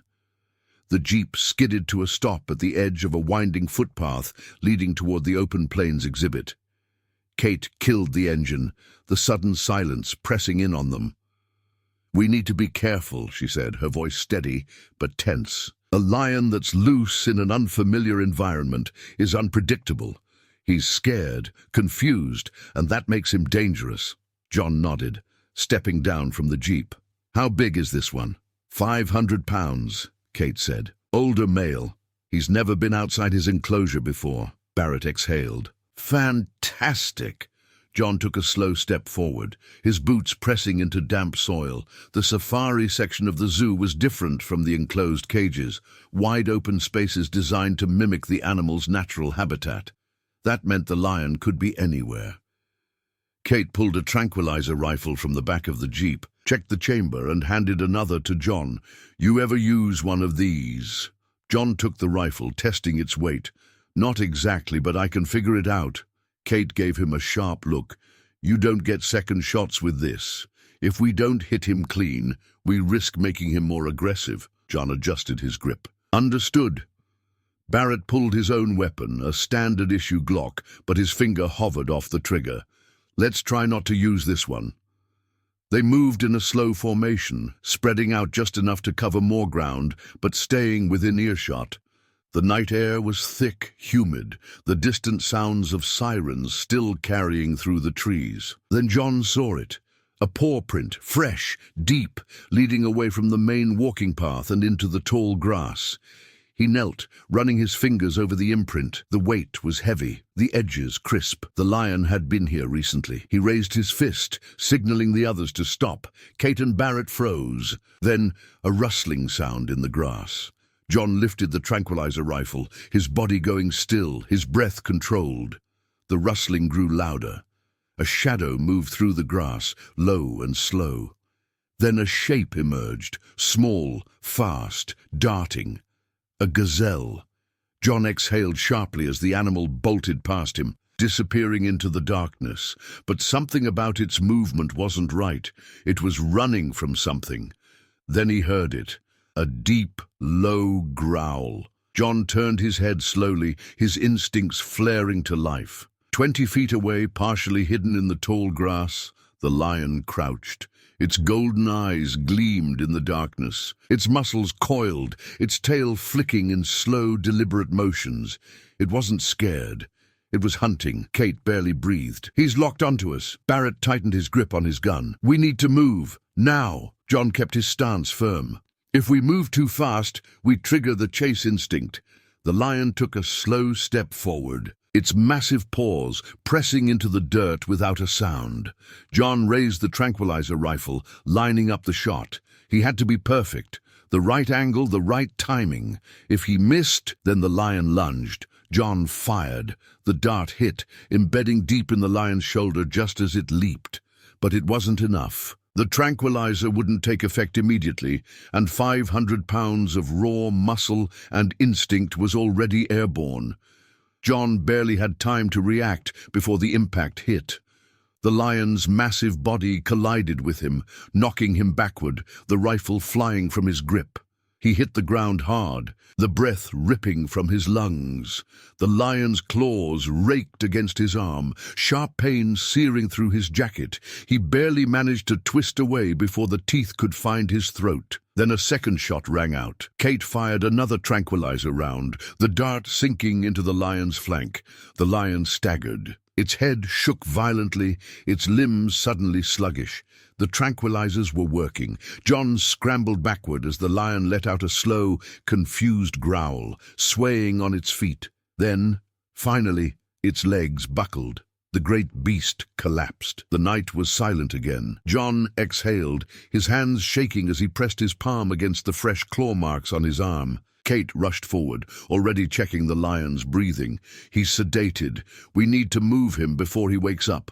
Barrett clicked his radio. Suspect contained. Repeat, lion is down. Send transport. John sat up, his body still throbbing. He looked at Kate. You good? She nodded, her breath unsteady. Yeah, you? John smirked. Been worse. Barrett exhaled, running a hand through his hair. I hate this job. John laughed softly, but the relief was short-lived, because something still wasn't right. The timing of this attack, the way the zoo had been hit twice in one night. The people behind this weren't just trying to create chaos. They were testing the system. John stood, wiping blood from his arm. Barrett looked at him. What now? John glanced back toward the darkened zoo. Now we find the real threat. Barrett's radio crackled again. But this time, the dispatcher's voice wasn't just reporting another loose animal. She was panicked. Shots fired. Repeat. Shots fired at the zoo entrance. Barrett's entire body went rigid. John's stomach turned to stone. This wasn't just about the animals anymore. The real attack was just getting started. John Harris was already running before Barrett could finish his radio call. His body screamed from the impact of the lion's attack, his muscles stiff from the chase, but none of it mattered. Shots fired at the entrance meant someone had escalated things past sabotage. This wasn't just about forcing the zoo to close anymore. This was a warning, or worse, a cover-up. Barrett was right beside him, his gun drawn as they sprinted through the darkened pathways. The air smelled of damp earth and adrenaline, the echoes of distant sirens cutting through the night. Somewhere behind them, Kate Dawson and her team were securing the sedated lion, but there was no time to stay. Whatever was happening at the front of the zoo was more immediate, more deadly. As they neared the entrance, John slowed, pulling Barrett into the shadows of a nearby tree. The parking lot was a mess of flashing lights, police cars parked at odd angles, officers with weapons drawn. A handful of zoo employees stood near the visitor center, their hands raised, wide-eyed and confused. But at the center of it all, standing near the entrance gate, were three men in dark clothing. One was holding a gun. Barrett's jaw tightened. Idiots think they can intimidate cops now. John's eyes locked onto the armed man, his stance casual, almost bored. He wasn't pointing the gun at anyone, but he wasn't putting it away either. The other two flanked him, their body language tense. This wasn't a full-blown shootout. Not yet. John whispered, "They're not here to kill. If they wanted that, this would already be over." Barrett nodded. "So what's the play?" John exhaled, sizing them up. "Let's find out." Before Barrett could stop him, John stepped forward. The officers closest to the scene snapped their heads toward him, one raising a hand to hold him back. But John ignored them, his focus locked on the man with the gun. The man noticed. His smirk widened slightly, as if he had been waiting for this exact moment. John stopped a few feet away, his hands loose at his sides, his expression unreadable. "You planning on using that, or are we just supposed to be impressed?" The man tilted his head. "Depends on who's asking." Barrett stepped up beside John, his badge now visible. "Detective Barrett, Fairhaven PD. And this here is the guy who just put down a 500-pound lion with nothing but a dart and a bad attitude." The man's smirk faltered for just a second. Then it was back. "Cute. But I don't answer to small-town cops," John sighed. "Then maybe you'll answer to me." The man's expression shifted. "Oh, I know who you are. You're the guy who doesn't know when to walk away. John took a step forward. You made this personal the moment you turned this into something bigger than a real estate scam. Letting animals loose, fine. Breaking things, fine. But now you're putting people in the crossfire. The man's fingers twitched around the gun. You think you've got this figured out, old man? John smirked. I know I do. The man exhaled through his nose, weighing his options. Then, to John's surprise, he slowly tucked the gun into his waistband, his shoulders relaxing as he took a step back. We're done here. Barrett's hand was still hovering over his own holstered weapon. That easy. The man met his gaze. For now. Without another word, he turned and walked toward a black SUV idling near the curb. His two men followed, slipping into the vehicle without another glance. The doors shut, the engine rumbled, and then the SUV peeled out of the lot, disappearing into the night. Barrett cursed under his breath. We should have taken them in. John shook his head. Not here, not now. They wanted to send a message. And they just did. Barrett exhaled, watching the taillights vanish. Yeah, but I don't like what it means. John turned back toward the scene. The officers were lowering their weapons, checking on the zoo employees. No one was hurt. The damage was psychological, not physical. John glanced at Barrett. They're escalating. Barrett's expression darkened. And the next time, they won't just be flashing guns. John ran a hand through his hair, exhaustion settling in now that the immediate danger had passed. We need to get ahead of this. Barrett nodded. We're not playing defense anymore. John already knew that. He just wasn't sure how far he'd have to go before this ended. And something told him they weren't done with this night just yet. John Harris sat on the hood of a police cruiser, his arms crossed, watching as the chaos at the zoo slowly settled into uneasy quiet. Officers were still securing the area, talking to staff, collecting statements. The flashing red and blue lights painted the night in sharp bursts of color, casting long shadows against the pavement. Barrett stood nearby, talking to the ranking officer on site, his tone low and serious. John didn't need to hear the words to know the conversation wasn't a good one. The men who had shown up waving guns weren't just small-time muscle.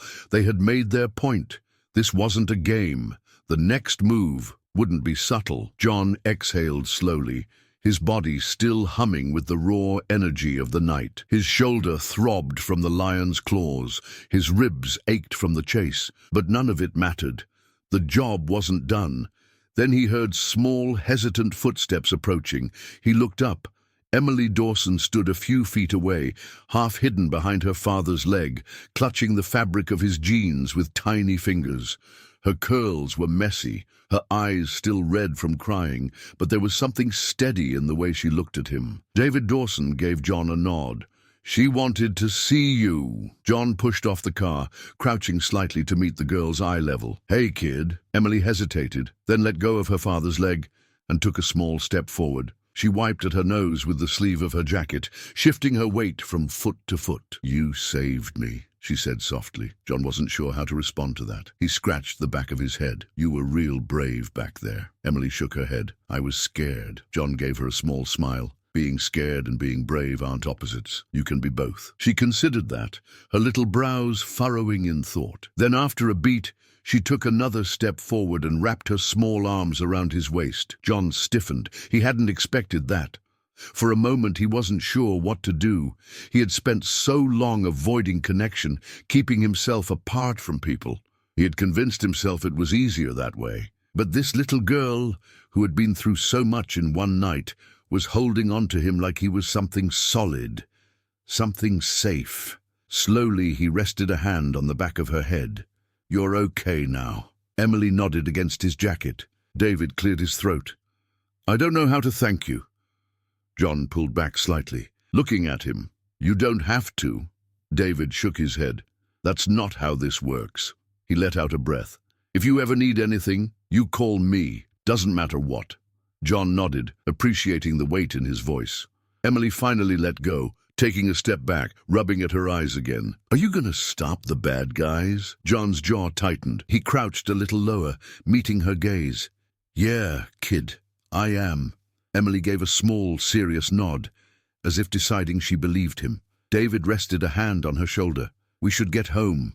John watched them walk away, the girl still clutching her father's hand tightly. He let out a slow breath. Then he turned back toward the mess still unfolding around the zoo.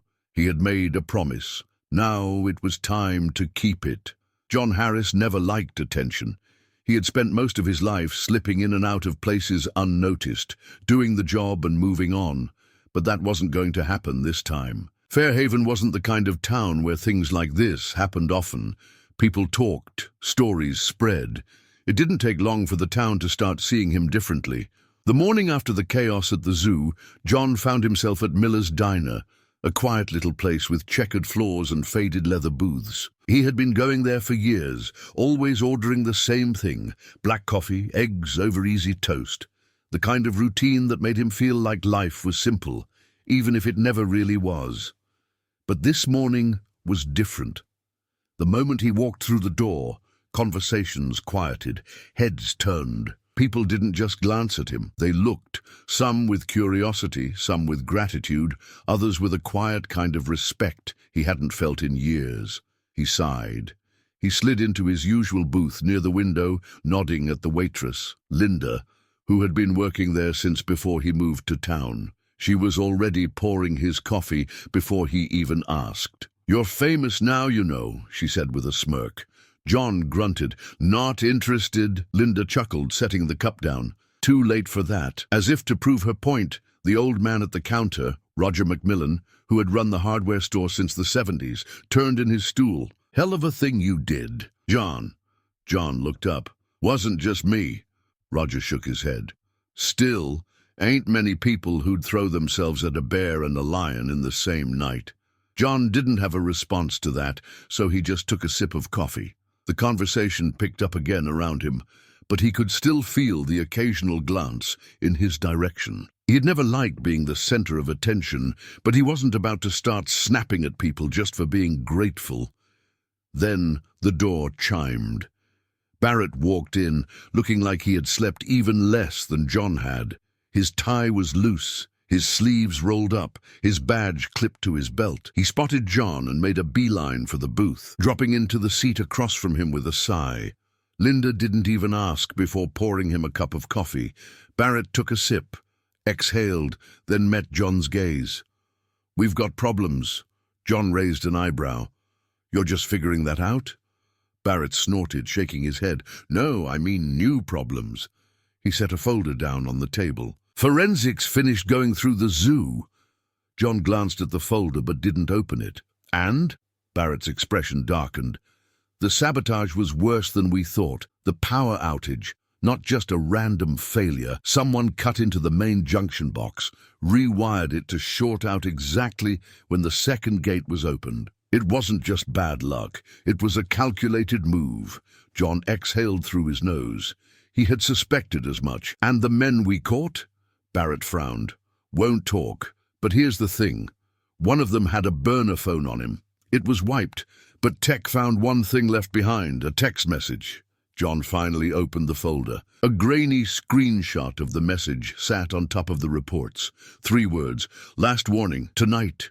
John's fingers tightened around the paper. "They're not done." Barrett shook his head. "Not even close." John set the paper down, thinking. The zoo had been hit twice in one night, and now they were promising one last warning. That meant whatever was coming next wasn't about intimidation anymore. It was the kill shot. "They're escalating," Barrett muttered. That message wasn't just a threat. It was a timeline. They're going to try something big. John looked out the window. The town looked peaceful, normal. People walking down the street. Kids on bikes, cars moving through intersections. But under the surface, something was coming. John had spent most of his life moving from place to place, never staying anywhere long enough to care. But now this town wasn't just a place he passed through. Now this was his town, and he wasn't going to let them take it. Barrett rubbed his face. "The problem is, we don't know what tonight means. Is it another break-in, another animal attack, or something worse?" John was already standing. He grabbed the folder and tucked it under his arm. "Then we need to be ready for all of it." Barrett stood, dropping a few bills on the table. You thinking what I'm thinking? John smirked. Probably. Barrett sighed. This is gonna suck, isn't it? John drained the last of his coffee and set the cup down. Yeah, it is. They walked out of the diner together, the quiet town still moving around them like nothing had changed. But John knew better. Tonight, everything was going to change. The weight of the upcoming night sat heavy on John Harris as he and Barrett left the diner. The sun was starting to set, casting long shadows down the quiet streets of Fairhaven. It was the kind of evening where people would be sitting on their porches, sipping iced tea, watching the world slow down. A peaceful night. At least it should have been. John had been in enough fights to know when a storm was coming. The zoo had been hit twice in one night, and the message they had intercepted was clear. Whoever was behind this wasn't done, and whatever was coming next wasn't going to be subtle. Barrett's phone buzzed. He pulled it from his pocket, glanced at the screen, and let out a sigh. The mayor wants to see us. John frowned. Now? Now. Barrett shoved the phone back into his pocket. City Hall. Let's go. John exhaled. He wasn't a fan of politicians, never had been, but he also knew that if they wanted to stop what was coming, they needed the town's support. And if the mayor was calling, it meant this had finally gotten big enough that even the suits couldn't ignore it anymore. They took Barrett's car, weaving through the quiet streets, past shops closing for the night, past families settling in for their evening routines. The normalcy of it all only made John more certain that tonight was going to be anything but. City Hall was a modest brick building with a flagpole out front, the American flag barely rustling in the breeze. Barrett parked out front, and they stepped inside, the cool, air-conditioned lobby feeling almost too still compared to the weight of everything happening outside. The mayor was waiting for them in his office, standing by the window with his arms crossed. He was a tall man in his 50s, dressed in a crisp suit that looked out of place in a town like Fairhaven. His name was Thomas Reed, and John had never met him, but he could already tell the man was uncomfortable. Reed turned when they walked in. Detective Mr. Harris. John wasn't sure whether to be annoyed or amused that the mayor knew his name. Barrett didn't waste time. What's this about? Reed gestured to the chairs in front of his desk. Sit. Neither of them did. The mayor sighed, rubbing his forehead. Fine, I'll make this quick. We've got a situation, and I need to know how bad it really is. John folded his arms. That depends on how much you already know. Reed let out a slow breath. I know that in the last 24 hours, 2 dangerous animals were let loose at the zoo. Armed men showed up at the entrance. And now I've got half the town terrified that this place is turning into some kind of battleground. His eyes flicked between them. What I don't know is why, and I don't like not knowing. Barrett nodded. Then here's the short version. Someone wants the zoo shut down permanently. First they tried scaring people. That didn't work. So now they're escalating. Reed narrowed his eyes. Escalating how? John set the folder on the mayor's desk and flipped it open. The grainy screenshot of the intercepted message was on top. Last warning, tonight. Reed stared at it. Barrett leaned forward. We think they're planning a major event tonight. Bigger than before. Reed's jaw tightened. How bad? John met his gaze. Bad enough that you should be considering emergency response plans. The room was silent for a long moment. Then Reed exhaled, walking back toward the window. I can't put the entire town on lockdown based on a text message. No one's asking you to, Barrett said. But we are asking for support. More officers at the zoo, more eyes on the streets. We don't know how they're going to hit us, but we know it's coming. Reed turned back to them. And what if we make a show of force and nothing happens? John tilted his head. Then you still send a message. You tell these people that the town isn't just going to roll over and let them take what they want. Reed studied him, considering. Then he walked over to his desk, picked up his phone, and dialed a number. Chief, it's Reed. Increase patrols around the zoo. Double the units starting now, and get a fire response team on standby. He paused, listening. No, I don't care if it's a false alarm. Do it. He hung up and looked at them. You've got your backup. Barrett nodded. Good call. Reed sighed. I hope so. Then he eyed John. I heard what you did. The way you handled yourself at the zoo. The town owes you." John shook his head. "I don't do this for favors." Reed smirked slightly. "Yeah, I figured." Then his expression hardened. "Just stop this before it gets worse." John didn't make promises he couldn't keep. They left City Hall, stepping back into the cooling night air. The town still looked peaceful, quiet, but John knew better. Barrett exhaled. "We've got backup. Now what?" John scanned the streets, watching as a couple of patrol cars rolled past, their presence already more noticeable than before. "Now," he said, "we make sure we're in the right place when it all goes down." Barrett nodded. "You think they'll hit the zoo again?" John considered it. "Maybe, but they might go bigger. If the goal is to make sure this place never recovers, they won't just stop at animals getting loose." Barrett muttered a curse. "So where do we go?" John turned toward the direction of the zoo. "We go where the fight is." The town was watching now. The people who had pulled the strings in the shadows were realizing that they weren't scaring people into submission anymore.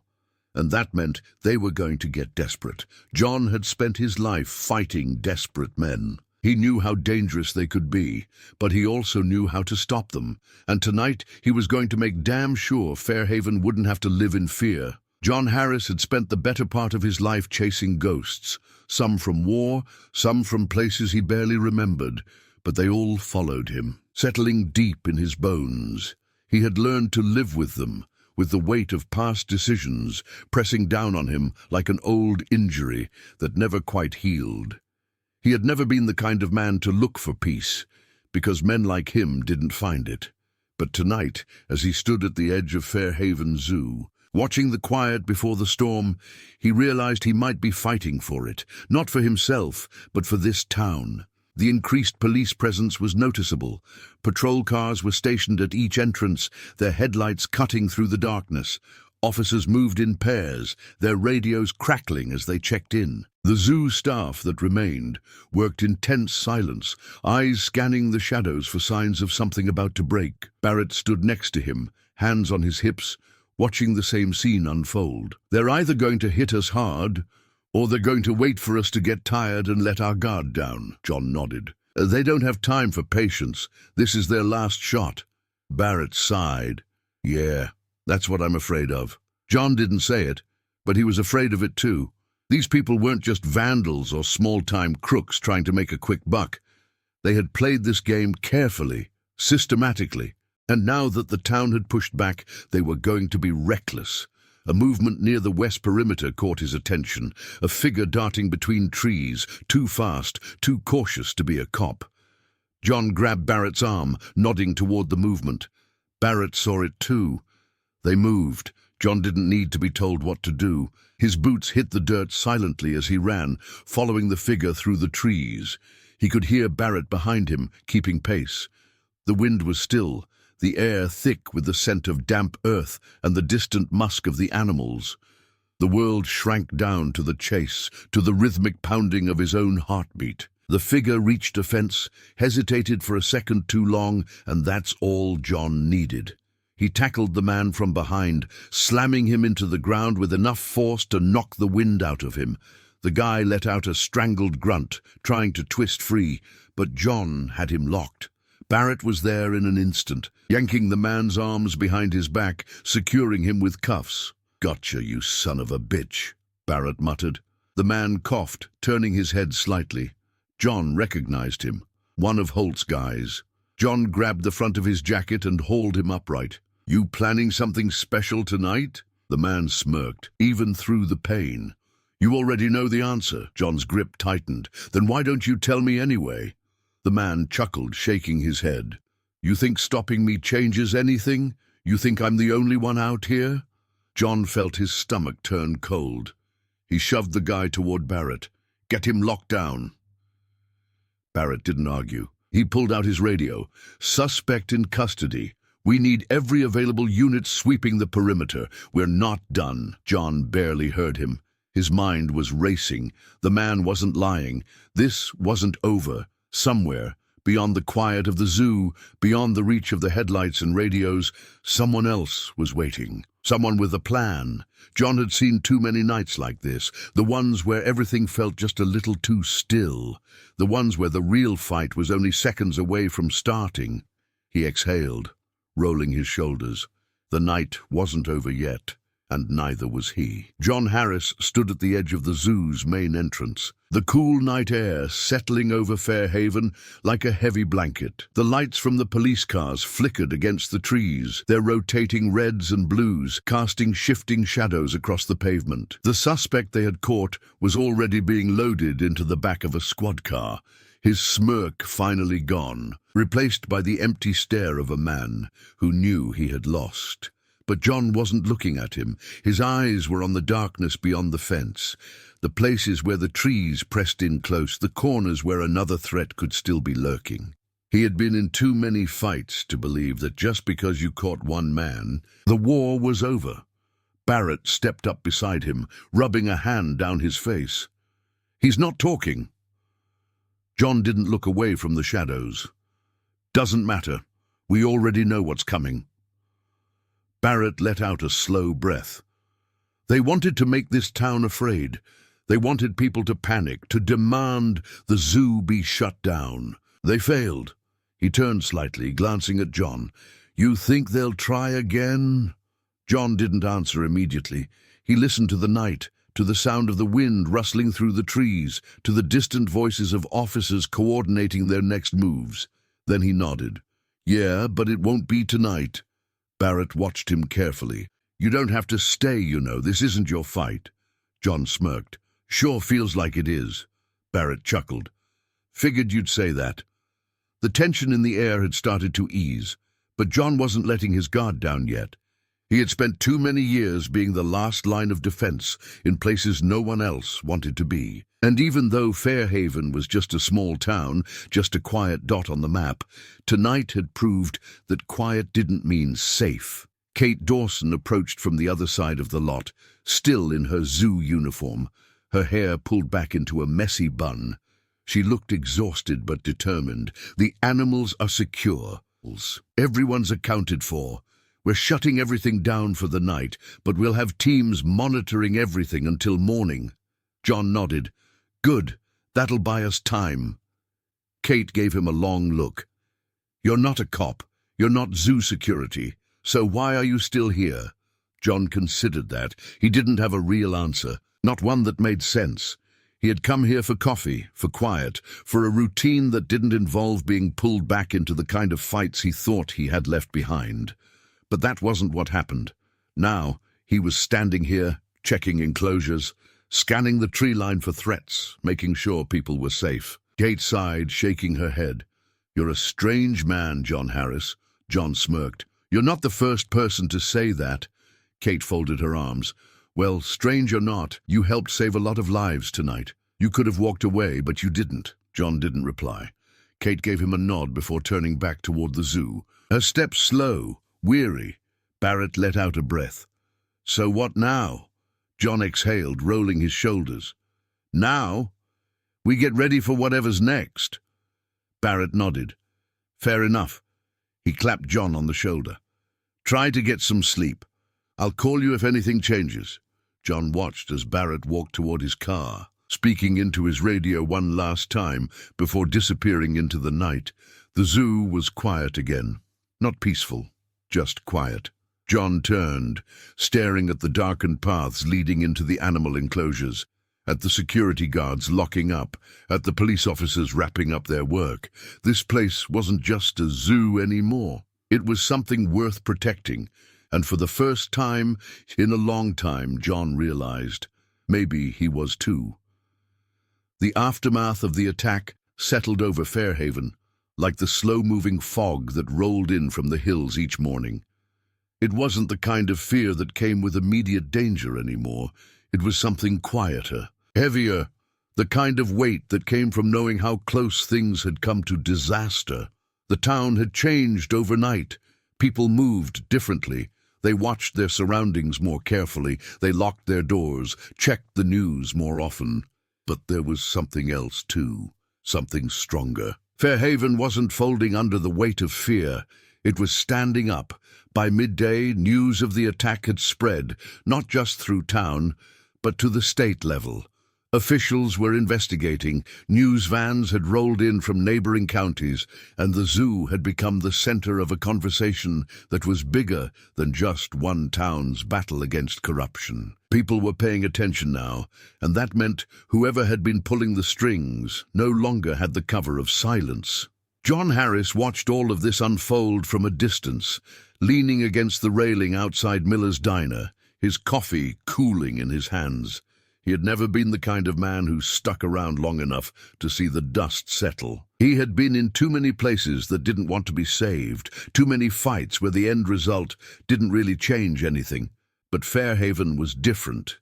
He had walked into this mess thinking he was just another bystander. But now he was something else. The diner door swung open behind him, and Barrett stepped out, adjusting his sleeves. He looked just as exhausted as John felt, but there was something in his posture that said he wasn't letting it slow him down. "They're calling it a miracle," Barrett muttered, leaning against the railing next to him. John took a sip of coffee. "They calling it that? Or are the reporters calling it that?" Barrett smirked. "Same thing, isn't it?" John exhaled, watching the street. "Town's different now." Barrett nodded. "Yeah, but not in a bad way." The town had spent the day pulling itself back together. The zoo staff had already begun repairing the damage, reinforcing enclosures, installing new security measures. Local businesses had donated supplies, volunteers had stepped up, and people who had never spent a second thinking about the zoo were suddenly calling it their zoo. Fear hadn't won, and that meant the people responsible for this had lost. Barrett sighed, rubbing his jaw. "We've got more names. After we picked up Holt's guy, some of the smaller players started folding. Turns out this thing goes deeper than we thought. Developers, politicians, business owners. This wasn't just about shutting down the zoo. It was about control." John wasn't surprised. "It always is." Barrett nodded. "Yeah, but here's the thing. They didn't get control. This town's pushing back. The mayor's been talking about increasing funding for the zoo, making it an official protected site. The people behind this?